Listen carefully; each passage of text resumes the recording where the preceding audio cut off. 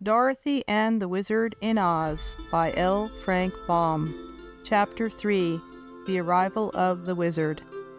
The doorway of the glass palace was quite big enough for the horse and buggy to enter, so Zeb drove straight through it, and the children found themselves in a lofty hall that was very beautiful. The people at once followed and formed a circle around the sides of the spacious room, leaving the horse and buggy and the man with the star to occupy the center of the hall.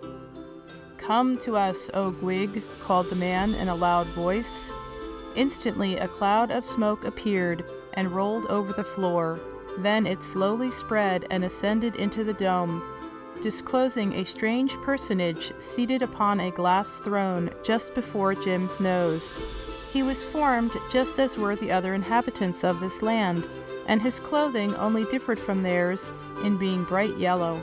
But he had no hair at all, and all over his bald head and face and upon the backs of his hands grew sharp thorns like those found on the branches of rose bushes.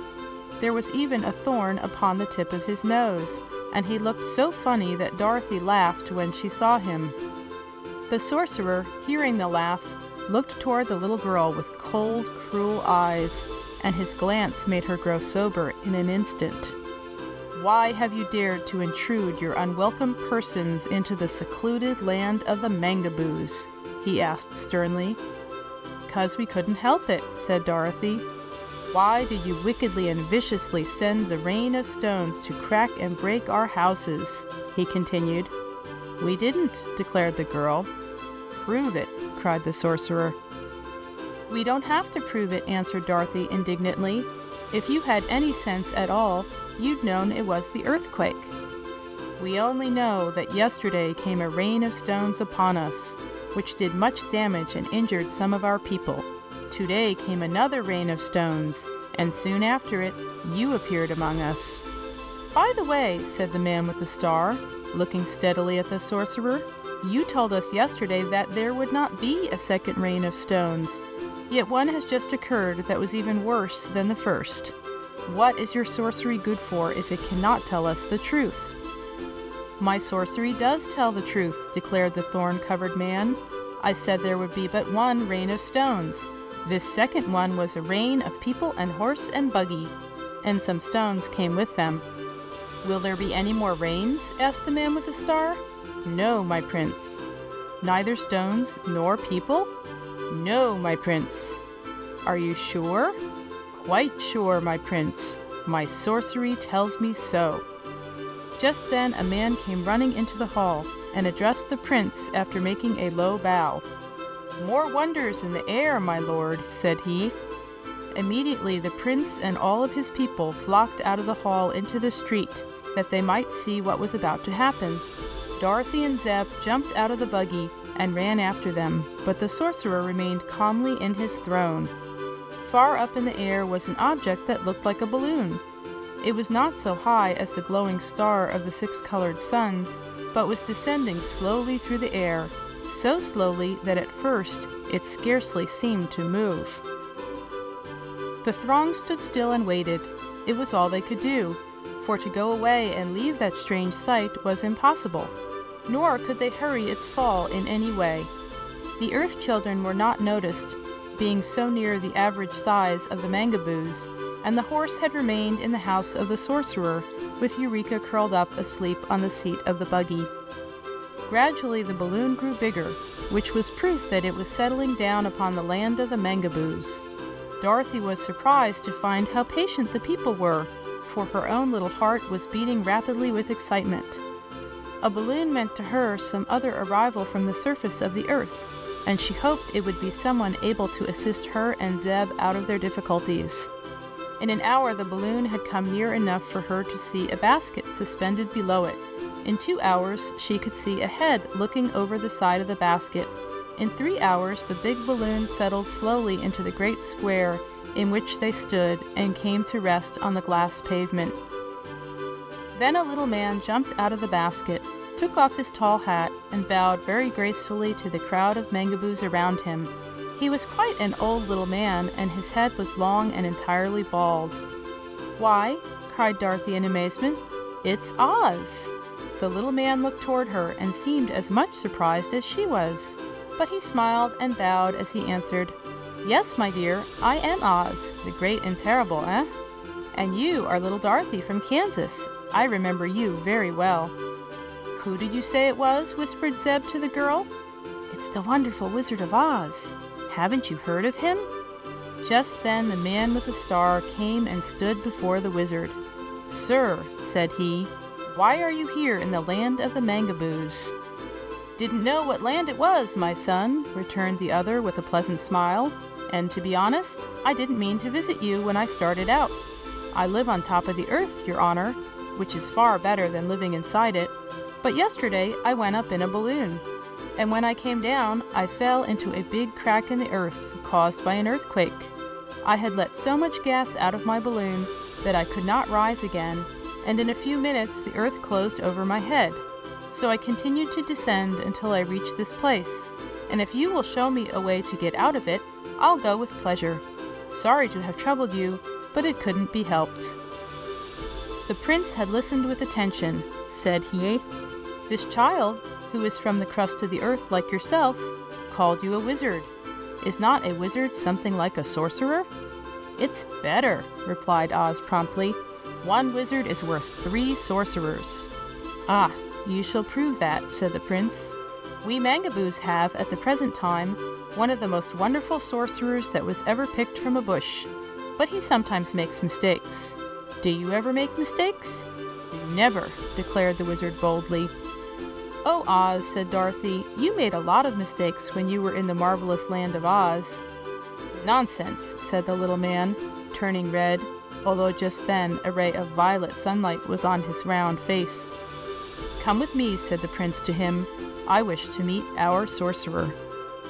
The wizard did not like this invitation, but he could not refuse to accept it. So he followed the prince into the great domed hall, and Dorothy and Zeb came after them, while the throng of people trooped in also. There sat the thorny sorcerer in his chair of state, and when the wizard saw him he began to laugh, uttering comical little chuckles. "What an absurd creature!" he exclaimed. "He may look absurd," said the prince in his quiet voice, "but he is an excellent sorcerer. The only fault I find with him is that he is so often wrong." "I am never wrong," answered the sorcerer. "Only a short time ago you told me there would be no more rains of stones or of people," said the prince. "Well, what then? Here is another person descended from the air to prove you were wrong." "One person cannot be called people," said the sorcerer. "If 2 should come out of the sky, you might with justice say I was wrong, but unless more than this one appears, I will hold that I was right." "Very clever," said the wizard, nodding his head as if pleased. "I am delighted to find humbugs inside the earth just the same as on top of it. Were you ever with a circus, brother?" "No," said the sorcerer. "You ought to join one," declared the little man seriously. "I belong to Balaam and Barney's great consolidated shows, 3 rings in 1 tent and a menagerie on the side. It's a fine aggregation, I assure you." "What do you do?" asked the sorcerer. "I go up in a balloon, usually, to draw the crowds to the circus. But I've just had the bad luck to come out of the sky, skip the solid earth, and land lower down than I intended. But never mind. It isn't everybody who gets a chance to see your land of the Gabazoos." "Mangaboos," said the sorcerer, correcting him. "If you are a wizard, you ought to be able to call people by their right names." "Oh, I'm a wizard, you may be sure of that. Just as good a wizard as you are a sorcerer." "That remains to be seen," said the other. "If you are able to prove that you are better," said the prince to the little man, "I will make you the chief wizard of this domain. Otherwise—" "What will happen otherwise?" asked the wizard. "I will stop you from living and forbid you to be planted," returned the prince. "That does not sound especially pleasant," said the little man, looking at the one with the star uneasily. "But never mind, I'll beat old Prickly all right." "My name is Gwig," said the sorcerer, turning his heartless, cruel eyes upon his rival. "Let me see you equal the sorcery I am about to perform." He waved a thorny hand, and at once the tinkling of bells was heard, playing sweet music. Yet, look where she would, Dorothy could discover no bells at all in the great glass hall. The Mangaboo people listened, but showed no great interest. It was one of the things Gwig usually did to prove he was a sorcerer. Now was the wizard's turn, so he smiled upon the assemblage and asked, "Will somebody kindly loan me a hat?" No one did, because the Mangaboos did not wear hats, and Zeb had lost his, somehow, in the flight through the air. "Ahem," said the wizard. "Will somebody please loan me a handkerchief?" But they had no handkerchiefs either. "Very good," remarked the wizard. "I'll use my own hat, if you please. Now, good people, observe me carefully. You see there is nothing up my sleeve and nothing concealed about my person. Also, my hat is quite empty." He took off his hat and held it upside down, shaking it briskly. "Let me see it," said the sorcerer. He took the hat and examined it carefully, returning it afterward to the wizard. "Now," said the little man, "I will create something out of nothing." He placed the hat upon the glass floor, made a pass with his hand, and then removed the hat, displaying a little white piglet no bigger than a mouse, which began to run around here and there and to grunt and squeal in a tiny, shrill voice. The people watched it intently, for they had never seen a pig before, big or little. The wizard reached out, caught the wee creature in his hand, and holding its head between one thumb and finger, and its tail between the other thumb and finger, he pulled it apart, each of the two parts becoming a whole and separate piglet in an instant. He placed one upon the floor, so that it could run around, and pulled apart the other, making 3 piglets in all. And then one of these was pulled apart, making 4 piglets. The wizard continued this surprising performance until 9 tiny piglets were running about at his feet, all squealing and grunting in a very comical way. "Now," said the Wizard of Oz, "having created something from nothing, I will make something nothing again." With this, he caught up 2 of the piglets and pushed them together so that the 2 were one. Then he caught up another piglet and pushed it into the first, where it disappeared. And so, one by one, the 9 tiny piglets were pushed together until but a single one of the creatures remained. This the wizard placed underneath his hat and made a mystic sign above it. When he removed his hat, the last piglet had disappeared entirely. The little man gave a bow to the silent throng that had watched him, and then the prince said, in his cold, calm voice, "You are indeed a wonderful wizard, and your powers are greater than those of my sorcerer." "He will not be a wonderful wizard long," remarked Gwig. "Why not?" inquired the wizard. "Because I am going to stop your breath," was the reply. "I perceive that you are curiously constructed, and that if you cannot breathe, you cannot keep alive." The little man looked troubled. "How long will it take you to stop my breath?" he asked. "About 5 minutes. I'm going to begin now. Watch me carefully." He began making queer signs and passes toward the wizard, but the little man did not watch him long.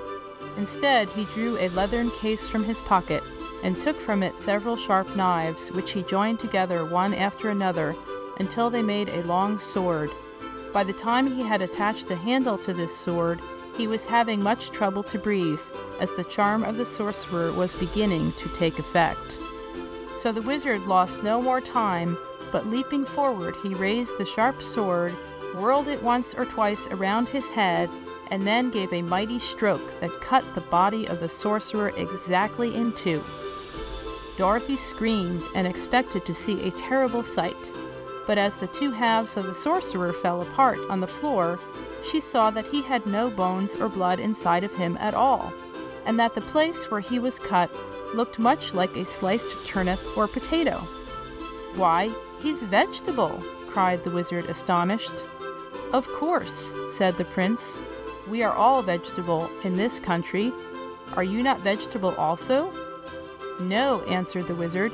"People on the top of the earth are meat. Will your sorcerer die?" "Certainly, sir.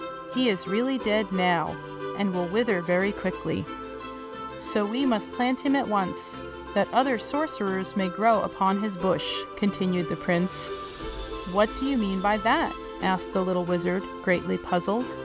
"If you will accompany me to our public gardens," replied the prince, "I will explain to you much better than I can here the mysteries of our vegetable kingdom."